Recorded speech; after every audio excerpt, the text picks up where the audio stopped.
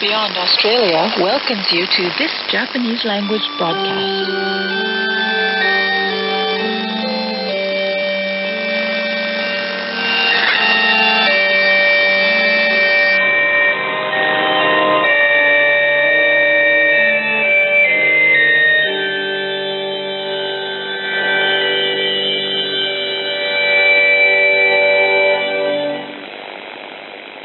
こちらは HCJB の日本語放送です。この時間はオーストラリア北西部のくず村送信所から日本語番組をお届けしています。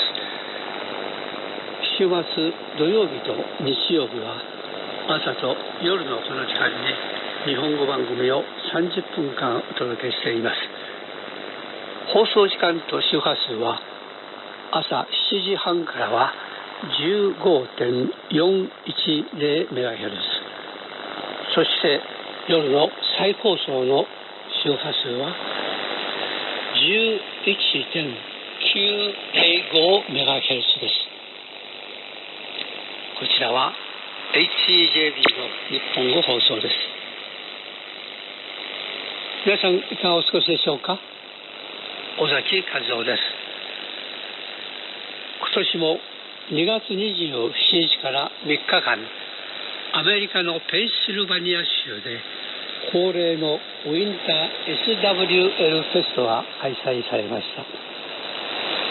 日本短波クラブからは理事の大武稔光さんが出席され、会場でお会いされた方々にインタビューしてくださいました。今日もその中から2人の方をご紹介くださいます。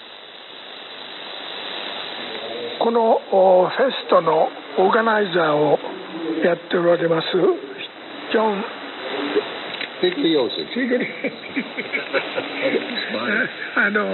最初にちょっと自己紹介して、セルフイントラクション。Well, I came to shortwave radio as a teenager, like many people did.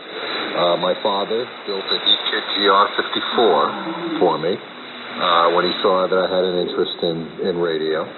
And that's how I began and I became a member of the North American Shortwave Association, NASWA, as a 13-year-old initially. And like a lot of people, I got very much involved in it, collected QSL cards, was really into it. The thing that I remember most from it was the invasion of Czechoslovakia by the Soviet Union in 1968. And I heard a lot of that on the radio, Free Radio Prague, and how the different stations reacted to it, Radio Moscow. So I really got interested in it. But then, of course, I went to college, and I kind of pulled away a little bit from the radio then. And then after I got out of college, and a few years later, after I got married and started having children, I got interested in the radio again. So 彼自身はやっぱりティーンエイジャーの時に父親が買ってくれたヒースキットですね。これで短波に興味を持ちまして、その頃からいろんな曲を聴いて、レポートを書くというようなことで、このナスワに入会したのが13歳の時だということで、ずいぶん長い間関係しているということです。So, what is the current role of yourself in the NASWA? Currently, I'm on the executive council at NASWA. 彼も理事会のメンバーの一人でして、実際にこの毎月の開始にショートビセンターというコラムを設けていろいろ書いておるということです。で、一番我々にとって重要なのは彼がこのウィンター SW フェストのオーガナイザーの一人だということで、いろいろご苦労をされている。How many years for the fest? This is the 33rd fest. So we've been going 33 years. Richard and I have been chairing it for the last 20 years. フェストそれ自体は今年33回目ですけれども、そのうちの20回はリチャード・カフさんと一緒に準備をし、会の実行にいろいろ携わっているということです。Any special comment on this year's fest? Well, I mean, over the years, the fest has changed. It was originally just shortwave radio, and now we like to say that it covers radio in all of its different dimensions. So we have seen many changes, but it always is centered around radio in the final analysis. フェストイットそれ自体は最初は短波放送だけの集まりだったんですけれども、徐々にラジオ関係の全てを網羅するということで、今年の話題も非常に広範なラジオ関係の話題を取り上げるということで来ております。How many US participants this year? This year, about 100. About 100. We've had as many in past years as 150, but over the years now it's sort of settled in around the 100. 今年も約100名の出席があるということで、like the same、ここ数年は大体100名程度の参加があると。で以前はピークの時代には150名ぐらい集まった時もあるそうですけれども、最近は大体100名近くという数に落ち着いているということです。What is the major hardship or problem to organize this large activity? Well, I think it's dealing. I suppose we would be dealing with the hotel as because every year the hotel's contracts and conditions change a little bit. So we have to make sure that we meet certain benchmarks, like the number of hotel rooms, in order to be able to get some benefits from the hotel so that we can afford to put on the program at a fee that is affordable for as many people as possible. That's the biggest challenge. やっぱり3泊程度のあれになります、行事になりますんで、ホテルが一応決まってるわけですけれども、どの期間に何十室かの部屋を確保して、それから会議室、宴会場ですね、こういうものを確保するか、その辺の準備がやっぱりオーガナイザーとして一番頭が痛いところで苦労しておるということです。Anyway, that all 100 participants enjoys every year. They do, and it's sort of there's always a few new people, but many people come back. It's sort of a reunion every year. Right. Friends, we all become friends. Everybody contributes something. Some people volunteer to do certain things. Some people present very good forum sessions in which they provide the knowledge that they have to the rest of the people that are here. People are very good about stepping up, which makes it a pleasure to put together for everyone. One interesting topic is North Korea's. Did you hear that? Yes, I did. Do you have any something? Yes, we've had a gentleman from Australia who has come 3 of the last 4 years, 4 or 5 years, and one of his principal interests was what radio in North Korea, and also the society of North Korea, how it has changed over time. So he's made some trips to North Korea. He has put together some scholarly articles about it, and he shared that with us here. So he came back this year because it had been 5 years since he had done his first program for us, and he updated that for us. オーストラリアの方なんですけれども、時々北朝鮮に行かれまして、いろんな調査をされていて、特にラジオ関係の情報を集めておられてるんですけれども、5年前に一度このフェストで報告をされて、今年久しぶりにアップデートしてくれたということで、大変貴重な情報が得られたということです。Okay, so at the conclusion, you have any comment to the Japanese listeners? Yeah. Well, first of all, we're very happy to have Otake-san here with us many years now. And if you can make the trip to the United States, you would be most welcome. If you wish to come to the Winter SWL Festival, you can get information at swlfest.com. Yes. ということで、オーガナイザーのお一人に大変貴重な情報をいただきました。Thank you very much. Thank you. Konnichiwa. ちょっとバックグラウンドで音楽が聞こえると思いますけれども、このフェストのアクティビティの一つでショートウェーブシャイデン、それのオープニングのミュージックセッションが行われていますので、ちょっとバックグラウンドで音楽が聞こえているかと思いますが、ダン・ロビンソンさんのインタビューを続けます。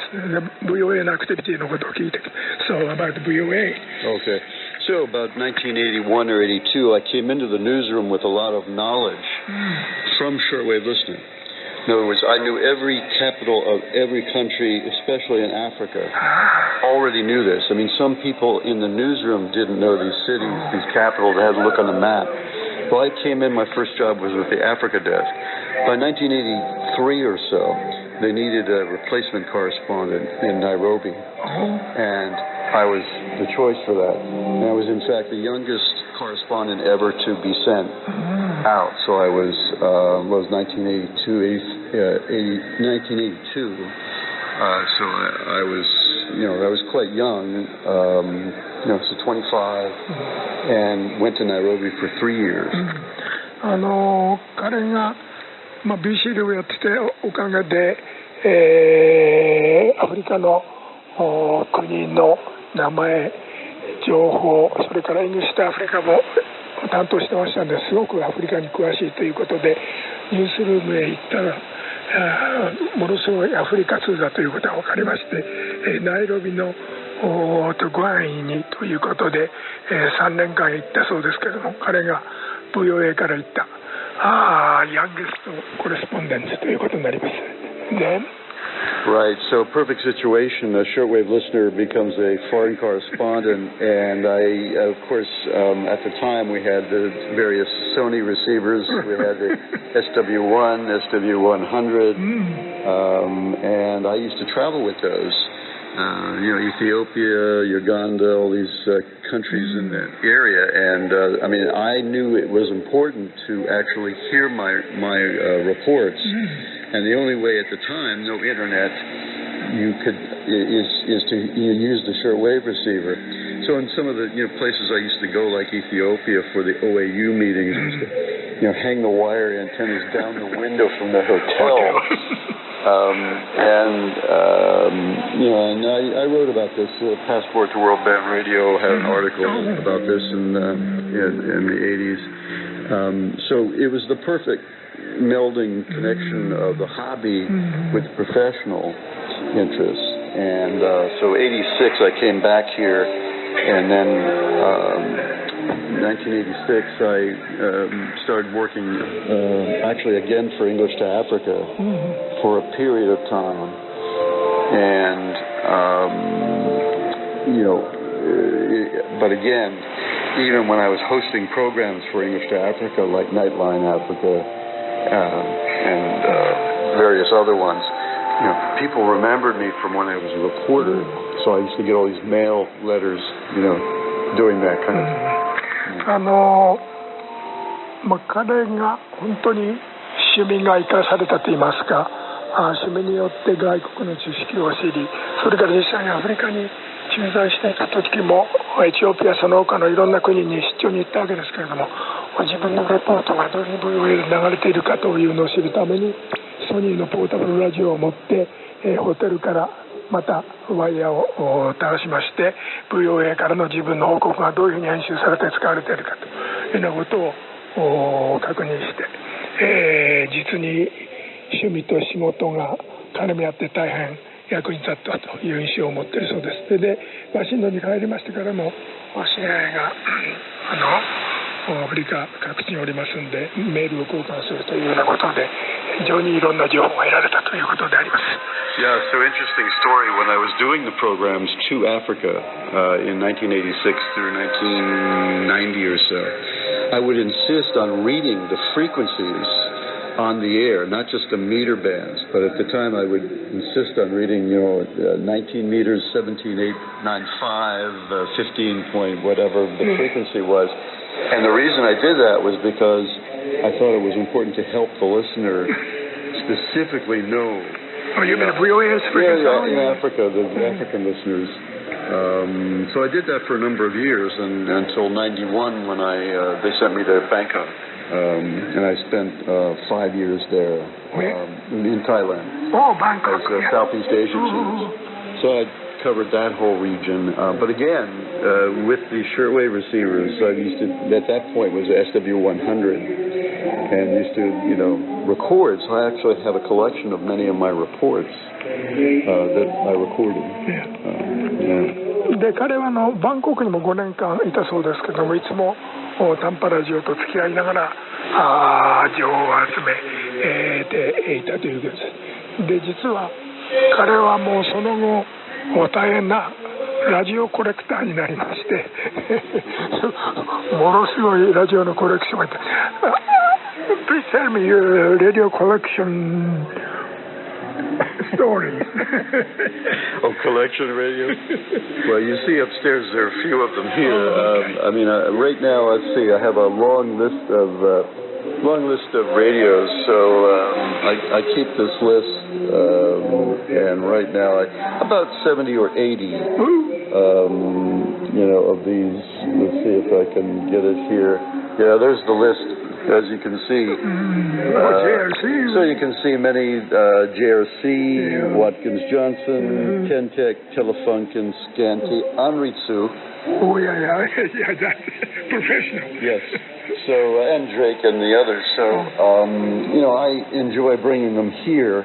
I continued working for VOA, obviously. 96, came back, covered Capitol Hill, then the White House, and before I retired in 2014, also head of the Burmese Myanmar service for almost 5 years.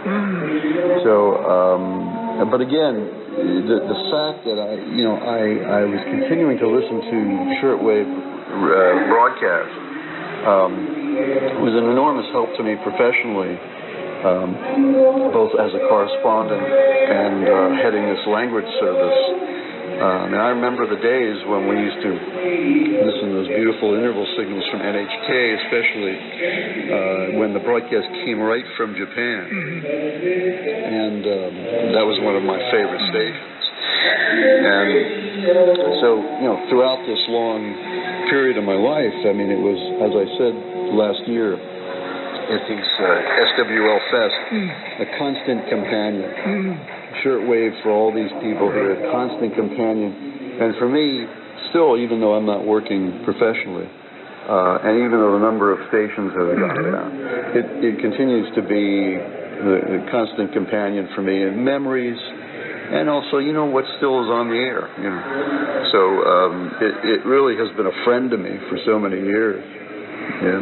彼はワシントンに帰りましても、キャピトルヒル議会、それはあるいはホワイトハウス、この辺の担当もされましたし、バーミーズセクションのチーフもやったということで、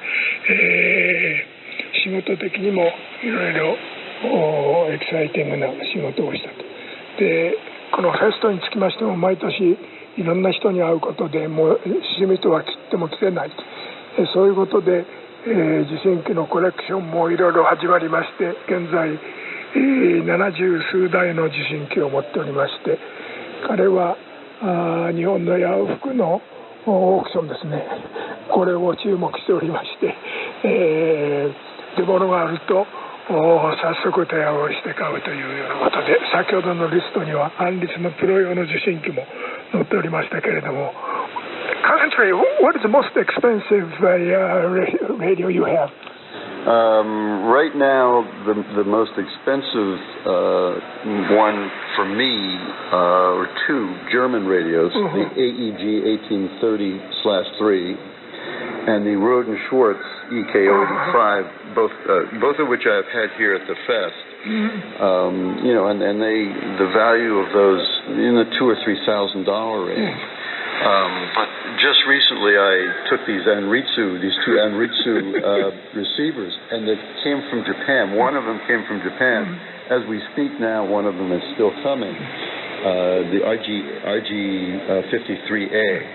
And these are just beautiful instruments. And what's interesting to me is the fact that, like through the Japan auction site, it's a connection into the user and collector world in Japan. And what struck me is how well taken care of a lot of this equipment was by Japanese users. 彼が持っているもので一番高いのはやっぱり、ドイツ製のかなり古い2台なんですけども、最近アンリツのプロ用の受信機が手に入って日本から届いたんですけども、とにかくものすごくよく手入れされていて、もうそれだけで感激したということであります。So those 75 receivers that you have to take care of by yourself. Yeah, it's a little crazy insanity, right? I mean, we joke about it, but in a way, we're all a little crazy because we love each one. I mean, for me, each one is like a person. You have to get to know how to treat it well and how to help you, because each one has different controls and tools. I joke with people. I say each one is like a personality. Whether it's Drake or JOC or Enrico or Collins or all these things. So I wanted to go back to the VOA connection again, because VOA allowed me to visit and travel to countries that, as a child, I dreamed of through the radio station. So, when I visited the Soviet Union, I was able to visit Radio Moscow and Radio Kiev. And when I was a professional, I visited, East Timor, which was a rare station for us,ちょっと先ほどのラジオのコレクションの方に戻りますけれども、それぞれのメーカーにやっぱり設計者の思想というものが感じられるし、自分のところに届いた受信機を見ても、使われていた方の気持ちといいますか、そういうものが伺われますんで、もう本当に70数台それぞれにいろんな気持ちが伝わるというふうに思ってます。また VOA の話に戻りますけれども、やっぱり子どもの時短波を聞いていて、こういう国に行けたらいいなと夢にも思っていたような国に、コレスポンデントとして訪問できたし、あるいはVOA のチームとして、ソ連邦その他のいろんな珍しい国に行けるということで、いろんなプロとしても子どもの夢が叶えられたというふうに思って、大変グッドライフをプロフェッショナルにもホビーの上でもされていたという感じだと思います。Any conclusion that? Yeah, well, I mean, it's really a very special group, but it's not only here in the United States. I mean, persons like yourself and others in Europe and Asia who really love this pastime, like Victor Guntilika in Sri Lanka, and some of the great Japanese DXers, and the ones in Europe and Finland. And we all share this interest that we had, this intensity of interest in listening to these voices that existed for so many years, and even though so many of them are gone now,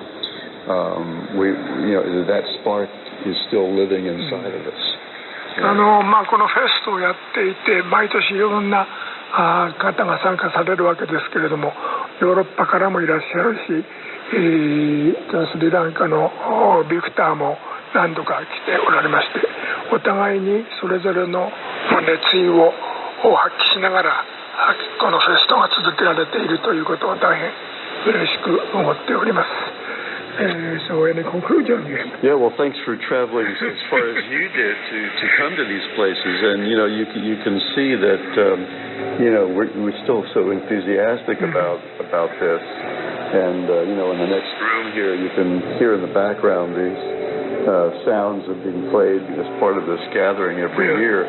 We don't know how long this will continue, but the fact that the number of people still come to this to kind of share in this joy of the medium of radio and the memories we have is important, Yeah. フェストにそれぞれの方が熱意を分け合いながらといいますかということで、続いてまいりましたので、これから何年このような元気が続くか分かりませんけれども、お互いに、こういう機会を大事にしていきたいというふうに思っているということです。Yeah, so there's one more story I have, which is when I was a correspondent, I went to Osaka to cover APEC back in 1994, 5, something like that. And I went to the electronics section in Osaka, and I saw in one of those shops a Kobayashi receiver. Okay, and this is like the holy grail of receivers for many people, certainly in Japan. So just in the last few weeks, one of these appeared in that auction site, and it was way over my price level. Finally sold for $12,000 US. But it was such a thing of beauty. It just had the LED readout plus the mechanical dials, and if again, it was too expensive for me. But so I had to let that holy grail go.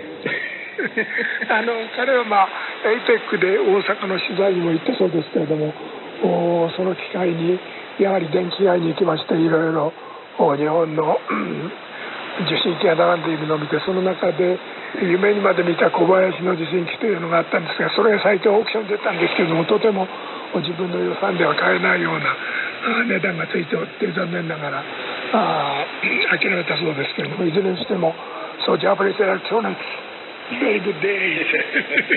Excellent. I mean, then Japan Radio Company and Anritsu, and I mean, so even today, for me, it's a hold on to into those memories, Yeah. ということで、日本の電機メーカーの全盛期時代の名機を彼は揃えて、それぞれの機器の設計者の心意気、使った方のお気持ち、そういうものを組みながら70数台の受信機を愛しているそうです。Thank you very much. Thank you. I hope we can see you again here. Yeah. 今年も2月の27日から3日間、アメリカのペンシルバニア州で恒例のウィンター SWL フェストが開かれました。日本からは日本短波クラブ理事の大武俊道さんが出席されました。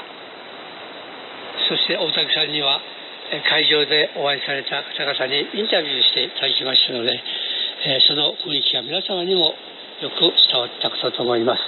大武さんどうもご苦労様でした。さて、来週のこの時間はアリゾナに住んで25年の小畑伊代子さんにその生活体験を綴ったサボテン日記を覗かせてもらいます。さあ、どうぞお楽しみに。お聞きの放送は HCJB の日本語放送です。週末土曜日と日曜日は朝と夜のこの時間に日本語番組を30分間お届けしています。放送時間と周波数は朝7時半からは 15.410MHz、 そして夜の再放送の周波数は 11.905MHz です。どうか皆様の地方の受信状況、また番組に対するご意見ご希望などをお聞かせください。受信確認証ベリカードは毎月新しいデザインでお届けしています。で、お便りの宛先は郵便番号 169-0073 東京都新宿区百人町 1-17-8 ヨドバシ協会 HCJB 係です。なお、E メールでレポートをくださる方は hcjb.office@gmail.com です。皆様からのお便りをお待ちしております。これでこの時間の番組を終わります。皆様一人一人の上に神様からの豊かな恵みと祝福をお祈りしながらお別れいたします。それでは時の放送まで、それともごきげんよう。さようなら。